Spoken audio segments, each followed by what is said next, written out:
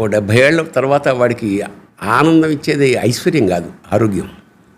నువ్వు ఆరోగ్యంగా ఉంటేనే ఆనందంగా ఉండగలవు. దీనికి నేను ఒక కథ చెప్పాను ఆల్రెడీ. నేను బ్రహ్మానందం ఇద్దరం కలిసి ఒక చోటుకి వెళ్ళాం. ఓ పురోహితుడు జనరల్గా మమ్మల్ని చూడగానే రండి సార్ అని అన్నీ మానేస్తారు. వాడు మానలా, ఆయన చేస్తున్నాడు.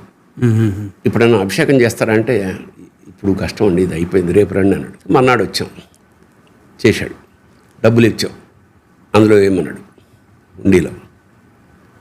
సరే మేము వచ్చి టిఫిన్ చేస్తున్నాం, ఆయన గుడి మూసేసి వెళ్ళిపోతుంటే స్వామి పంతులు గారు రండి వస్తా టిఫిన్ చేయండి అని. కాఫీ తాగుతారండి. ఏమండి డబ్బులు తీసుకోరు, టిఫిన్ చేయమంటే చేయరు, కాఫీ తాగమంటే ఏమిటండి, ఏమి ఇవ్వకుండా ఎట్లా సార్ అన్నాం. ఏమండి నాకు 1 ఎకరం పొలం ఉంది, 1 ఆవు ఉంది, ఈశ్వరుడు ఉన్నాడు, నాకేం కావాలి సార్.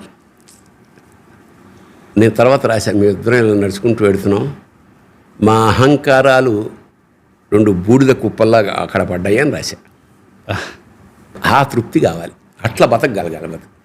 అంటే చాలా చూసారు, ఒక పేదరికాన్ని, డబ్బు